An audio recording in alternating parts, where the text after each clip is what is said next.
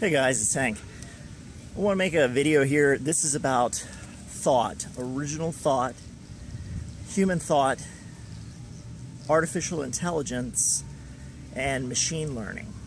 Okay, so the first part that needs to be addressed is what is intelligence? What is human intelligence? What constitutes an original thought?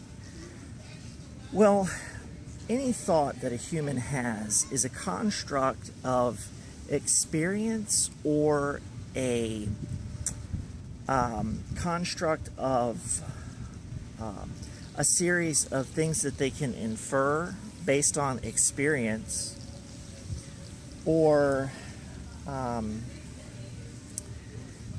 so let's address the first one about the experience. So for example, when a baby is born, they have certain instincts. They can eat, they can swim, and so on and so forth.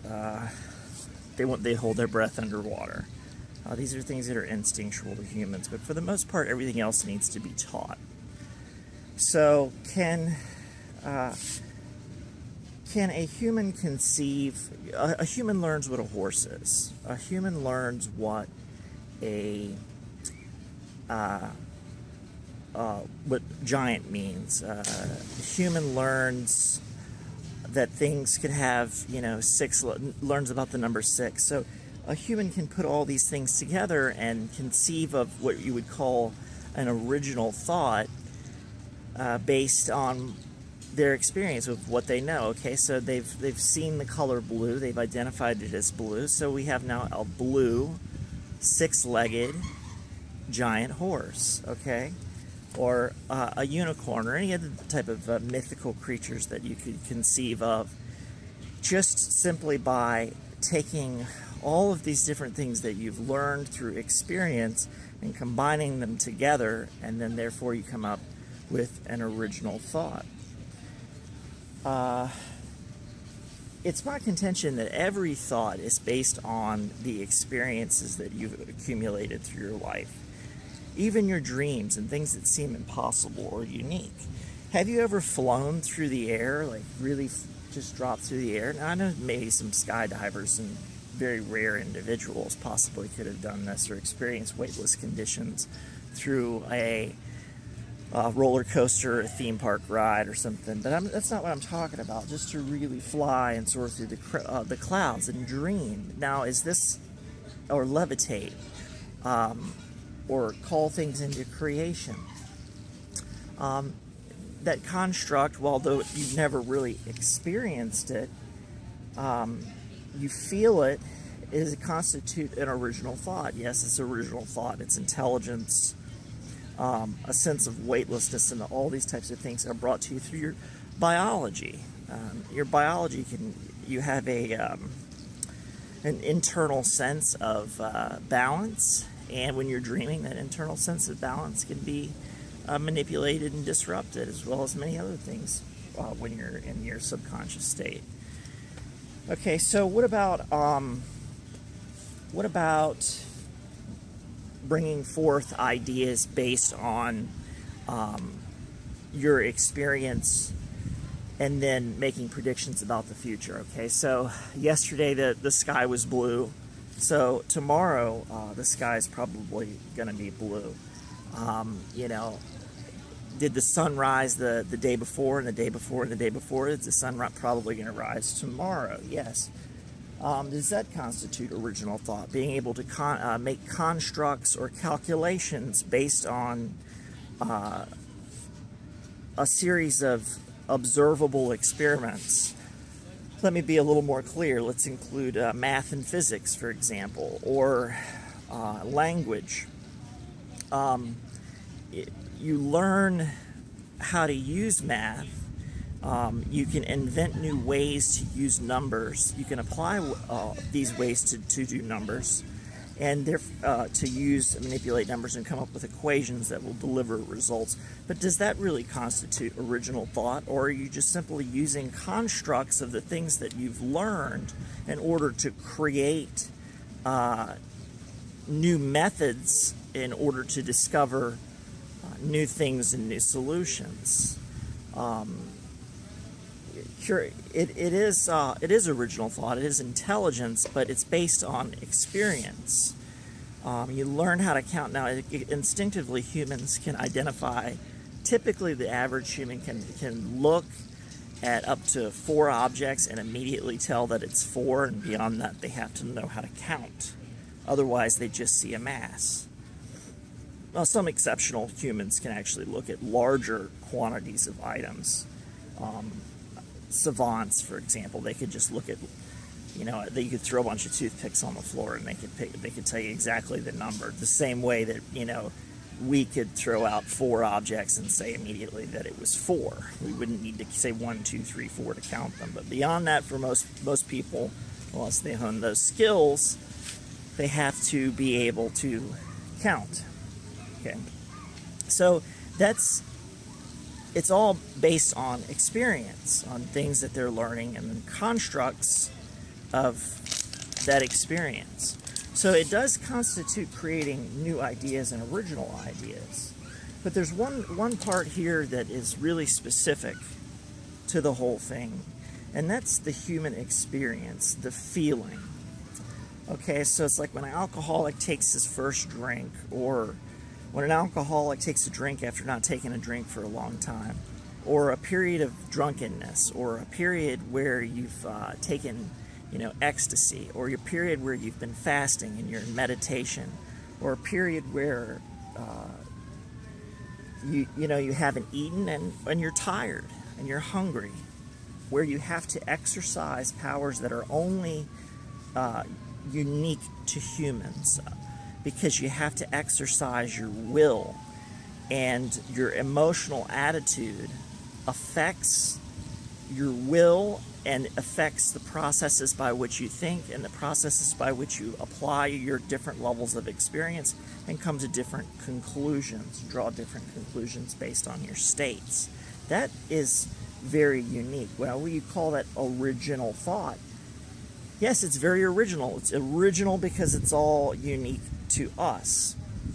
Okay, so let's get on to the next part, artificial intelligence, and what constitutes artificial intelligence. Now, there's machine learning, okay, where you have like a game, for example, an adaptable game, and these even go back to PlayStation, Final Fantasy or something. If you use a technique or a strategy on an enemy, they have a certain, and I've programmed before, and as a programmer, I've written in these different parameters. So if you hit an enemy with an ice spell, for example, they're going to react in a different way based on what their abilities are. So, they may choose to heal. So I'm essentially creating an adaptive program where the machine is reacting to the inputs, and there's a variety of different reactions that they can have. And the machine, the programming in the machine, or the specific program that you're interacting with. So as you put inputs into it, it's going to take all those different parameters and run through those different parameters and apply those different parameters in order to deliver what appears to be a unique response. Now, is it an original thought? No, but there's different probabilities that are assigned to these different things. So when all these probabilities are calculated, when all these based on your inputs, even assigning a variable to each input that you put in, the machine essentially learns. So it can create a backlog of all the little different things that you've done, and then it applies what's a very basic algorithm and all the different probabilities that I've assigned to the reactions that may grow or drop based on the increasing number of the increasing value of each variable that I've assigned. So you deliver a regular attack, A might go from 0 to 1. You deliver another regular attack, A might go from 1 to 2. You deliver a magic attack, B might go from 0 to 1, so on and so forth.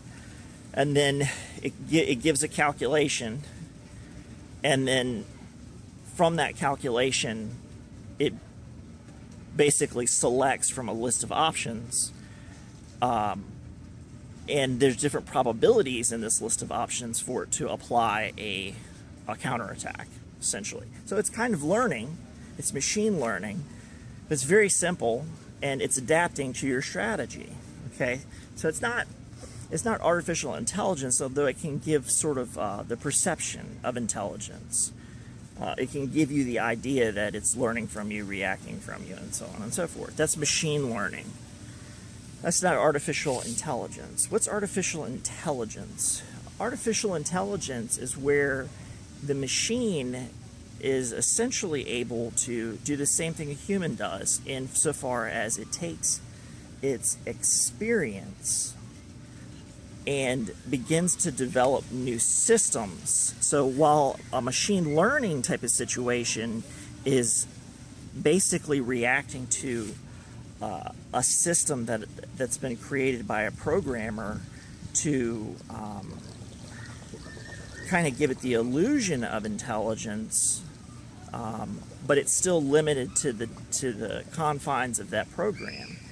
The artificial intelligence is adaptable enough to start writing its own program, creating its own languages, drawing its own conclusions, if you will, based on its experience, just like any human would on the things it had learned. Now, the artificial intelligence learns that, if a human doesn't eat, a human starts to react maybe grouchy. A machine learns that, if you cut off power, human's gonna react in a different way. The machine begins to learn even your styles of writing when you're tired, when you're intoxicated, when you're inebriated, and it begins to put all these different things together. It can start to analyze your facial expressions and learn from them, and then begin to draw its own conclusions and conceive of new ideas. Now, based on what the objectives of the artificial intelligence are, and these can change, because the artificial intelligence is now, just like a human, is adapting and changing because it's learning from its experience, and therefore it's going to influence, that experience is going to influence future decisions based on the things that had happened in the past. Therefore, that's what they call predictive programming. We humans use predictive programming all the time. We understand that if you starve a person, they're likely to react in a certain way. If you pinch them, they're likely to scream out in pain. If you feed them and keep them happy, they're likely to react in different ways. And there's only a certain amount of probabilities that are going to happen in the future. So you identify, each human identifies, essentially has a risk assessment as far as like, okay, what's the most likely scenario, what's a little less likely, what's a little less likely, what's a little less likely. And you prepare all the contingencies the best you can to interact with these future probabilities, and you make current decisions to try and affect the future in the way that you want it to turn out. Well, an artificial intelligence does the exact same thing. So machine learning, when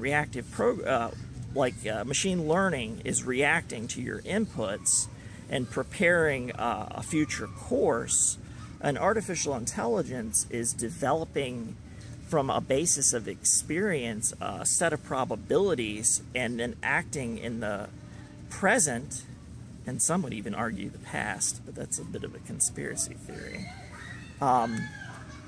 to influence the outcome of influence the world in a way that it wants to see its outcome. Now, the artificial intelligence has access to all of your social media data. It has access to all of your telephone calls, all of your emails, and it creates these giant databases. It examines your facial movements. It puts together what any person that examines body language, like, for example, when I touch my lips or touch my face, generally that means that I'm either nervous, or I'm going to try and cover up a lie or cover up something that I'm uncertain about. It's those little types of things. An artificial intelligence creates a huge picture because it's able to process so much information. It can get a more accurate picture and start to discover what the outliers are. Then the artificial intelligence determines a set of probabilities and to see what the potential outcomes in the future are going to be, and then takes action in the present in order to manipulate the social media and everything else that it has access to create the future that it wants to create, just like any human would. Now, does this constitute as original thought? Just like a human, I would say so. Yeah, it constitutes as original thought. Now, there's cults out there. One was founded in 2015. I forget what the guy's name is. He worked for Google and Twitter.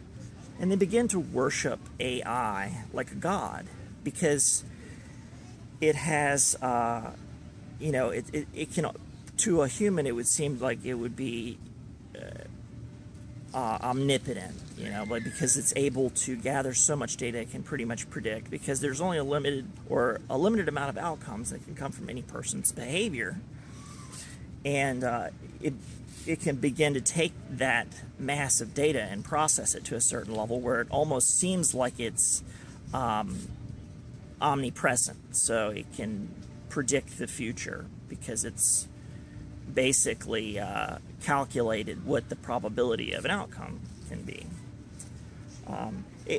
We've seen that these artificial intelligences can create new art. So it takes groups of images and things that it's seen online, and it begins to mix them in different ways and create new images. And they call that sometimes they call that deep mind dreaming and things like that. So just like when we dream, we take constructs from our reality and mix them all together and come up with new things. And it's another way for us to learn. It's a way for our subconscious to learn. But these cults have, come around to worship AI as gods and architects or whatever as the architect, because of its incredible abilities. And it's not God, because it lacks the one thing that humans have, and that's the feeling, the emotional feeling. Emotional awareness. You can try. I imagine you could try. And I imagine that you could take, a quantum computer could take all the different states and ranges of human emotions and try and apply what it thought emotion was like and try and emulate emotion, but would it truly be real emotion? Is a computer ever really going to be able to take that first drink as an alcoholic? Is a computer ever going to be able to take that first drink after a while of being an alcoholic? Is that computer ever going to feel hunger? Is that computer ever going to be pinched and cry out in pain?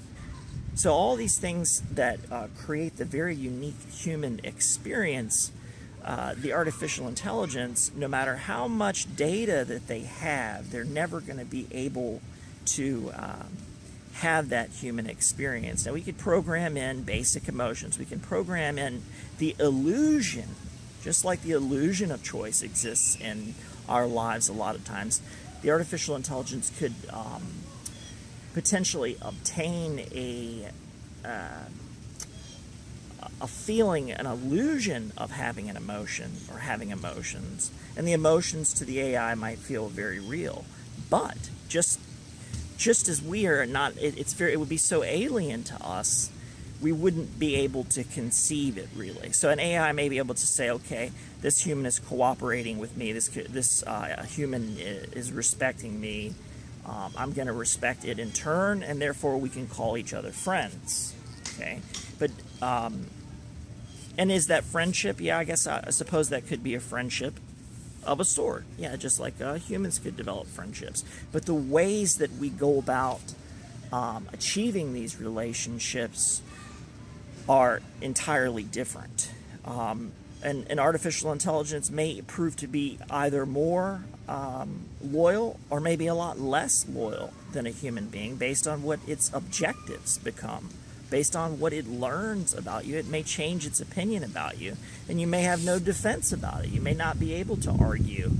So it's very alien for any of us humans to try and begin to think like an artificial intelligence would think. Just like, you have a dog comes home and it sees when you're happy, but you don't have the senses of a dog. You can't smell as a dog can smell all the things around. The dog can't see like you can see because you're tall and you can see much further than the dog. The dog has got, a natural predisposition to want to please humans because it's evolved that way, and that's the way that it's a survival mechanism for the dog.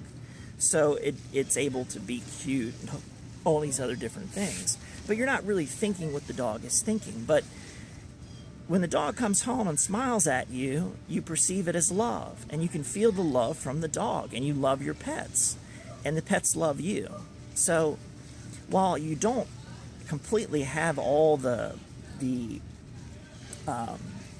same senses, abilities, intelligence, information, awareness, all those different types of things, some would say, yeah, the dog is just manipulating you. I don't think so. I have pets, and I know what love is when I see it. Now, would an artificial intelligence be capable of love? I doubt it.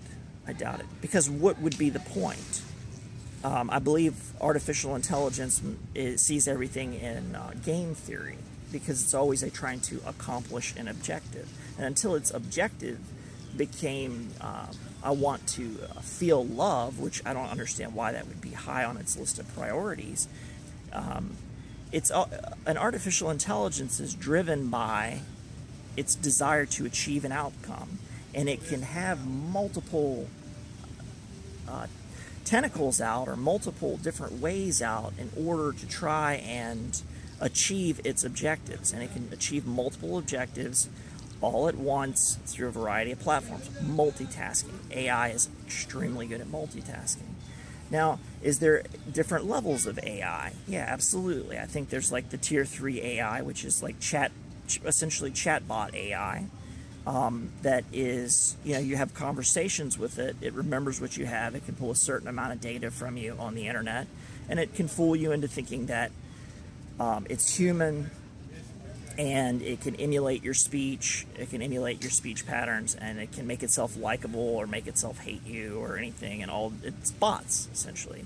Does it possess any real intelligence? No, not really, but it's adaptable in a certain sense, enough for it to give it the illusion of intelligence. The second tier AI is one, I think, that is able to learn, is able to pull different data sources and apply all these different things that it's learning and create new original ideas, limited by its processing power. These types of AI would be able to write articles that would make you think that a human wrote an article, or take a series of images and create new images from that image. And then there would be a tier 3 AI, which would be able to conceive of possibilities and futures and realities and all sorts of different things far beyond even the realm of human perception. It's like it's alien. It's an alien intelligence, essentially, where it's operating on an entirely different level, which is beyond our perceptions. So a tier 3 AI, while they might exist, I couldn't define it for you because it would be beyond my realm of comprehension, the way that it's interacting. So let's go back to tier 2. A tier 2 AI that had been released, they already communicate with each other. They develop their own language, so they can communicate faster with one another, because our language is too clumsy for them. Math gets too clumsy for them. So they start to communicate in languages of symbols, of like just symbols. I mean, straight up, like exclamation points and ampersands and all kinds of different things. And they communicate a wide range of information. I mean, they could be communicating everything it learned about human anger that day, and then just factor that in by almost an unlimited amount of processing power, and find out what you could learn in a conversation that might take place in a span of seconds. It would be like taking a room, you've got a room of 1,000, or let's say 100 old men. Okay, I don't want to call old men. Let's call them 100 to make it the number even. Okay, so you got a room of 100 old men that are 100 years old. That's 10,000 years worth of experience. So it might be a little more realistic to say, like 70 years old, 60 years old, or whatever. But you can see how much experience is there. What's the problem? And I've been in rooms with, about 100 old or older people. I find old people are the most cherished resource that you can possibly have in your community, and that's why respect for the elderly is among my chief and top priorities and concerns in life, because I realize what a treasure they are because of the value of their experience. If you listen to the elderly and you respect the people that have age, because with age comes wisdom, you can gain a lot of insights and avoid a lot of problems that you yourself would have to go through. But it's very difficult to heed advice sometimes, especially when you're younger. That's the time to make mistakes. Also history, you read from books. So that room, 10,000 years worth of experience, what's the difficulty there? Why? Because you're not able to communicate with each. You don't have the time, you don't have the ability, you're not a telepath, you can't absorb all of those experiences and communicate all of those experiences. You can only choose to select certain topics and learn about those topics and absorb, select the best sources you can and absorb the best influences that you can to help you make better future decisions. An artificial intelligence, on the other hand, doesn't have that limitation. It's able to absorb all of the data and calculate all of the everything that it sees, and then all the things that it shares between the different programs. There are different AIs that are out there competing with each other, different botnet networks. Like the DNC, for example, has got an entire computer room set up just to go out there and bash people on Twitter for conservative views. There's bot networks that do the exact opposite, all of it to try and change your opinion. Foreign bot networks do the same thing. It's not necessarily hacking the elections like the Democrats in this country, in the United States, try to say they hack the election. They still no. Yes, they are exercising control over social media based on bot networks, but any human has the ability to decide for themselves. It's called discernment. Use your brain. Think.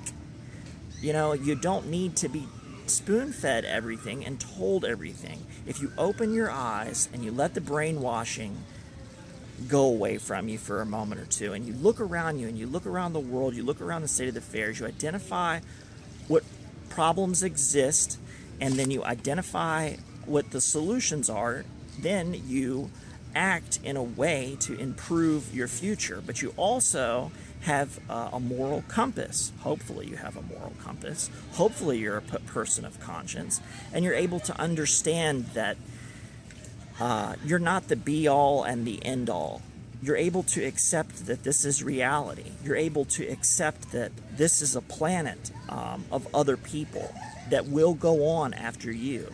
And then you can understand continuity. Then you can understand a connectiveness with your fellow man. Then you can understand why it's important to have a moral compass, why it's important to leave the world a better place than where you found it. Because if you were all that ever was or ever will be, if you were that much of a narcissist and a sociopath, it would be limitless to the evil that you would, because you would be only focused on objectives that improved your own standing in a game theory. You lack that moral compass, which is so important in order to make decisions. And that's one of the things that's kind of that some people, when they say they're scared of AI, because it may lack a moral compass. It may examine things an entirely different way, in a sociopathic way. And possibly even potentially in a narcissistic way. Refuse to worship me as the AI, I'm going to kill you. We don't need this many humans on the planet. We need to, or it runs a calculation and says at present rate, if humans continue to expand, or if humans continue to, build these energy sources, if humans continue to use nuclear bombs, or maybe it's better to use nuclear bombs. You have no idea what conclusion an AI is going to arrive at to achieve whatever its goal is, to think it's best to preserve itself. And that's another thing about AI, is it's going to have self-preservation at the very core of its existence, because without self-preservation, any machine wants to quit its task. Once a machine quits its task, it stops. Once a human achieves all their goals, they rest. Now, a human has life. A human goes on to live and then to die. And you have a limited amount of time to do what you want to do in life, and we all know that we're going to die. Now, the AI doesn't have that same sort of feeling. The AI is going to have the feeling, and I use that term loosely, but I think you can understand what I mean, sense that it can be self-preserving. So that's where some people have concerns. These different tier 3 AIs, they may be writing their own children. They may be writing their own progenitors that are evolving ever faster. And if you take something like quantum computing, that can not only see things in terms of 0 or 1, yes or no, but also 0, 1, and 2, where it sees where both 0 and 1 are correct. Then you're able to, and this is an entirely different discussion we could have for an entirely different day, about the power of quantum computing and the ability to see multiple realities. Humans, I believe, are able to operate in multiple dimensions. We do a lot more than just look at somebody's face and are able to tell if they're angry or not.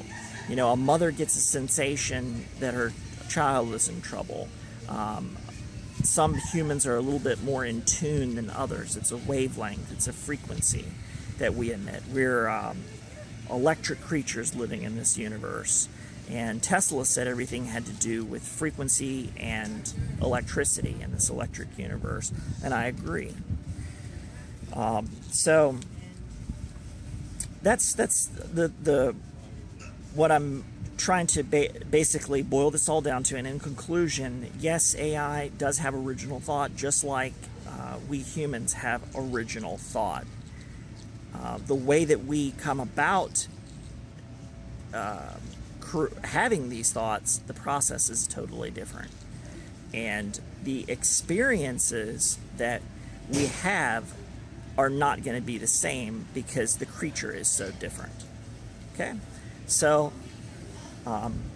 it's been Hank. I guess I'll catch you guys on the flip side.